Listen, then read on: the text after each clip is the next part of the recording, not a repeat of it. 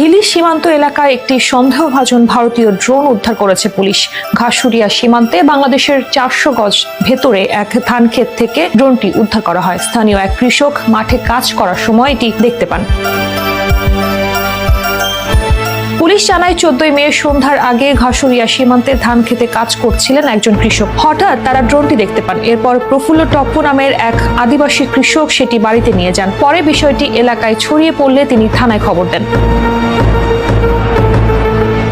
খবর পেয়ে হাকিমপুর থানা পুলিশের একটি দল প্রফুল্ল টপ্পুর বাড়ি থেকে ড্রোনটি উদ্ধার করে থানায় নিয়ে আসে। হাকিমপুর থানার পরিদর্শক জাহাঙ্গীর আলম বলেন, এলাকাবাসীর দেওয়া তথ্যের ভিত্তিতে কৃষকের বাড়ি থেকে ড্রোনটি উদ্ধার করা হয়েছে। কৃষক জানিয়েছেন, জমিতে কাজ করার সময় সেটি পেয়েছেন। দিনাজপুরের পুলিশ সুপার মারুফাত হোসেন জানান, প্রাথমিকভাবে ধারণা করা হচ্ছে সীমান্তের ওপার থেকে ভারত থেকে ড্রোনটি ওড়ানো হয়েছিল এবং তার নিয়ন্ত্রণ হারিয়ে বাংলাদেশে এসে পড়ে।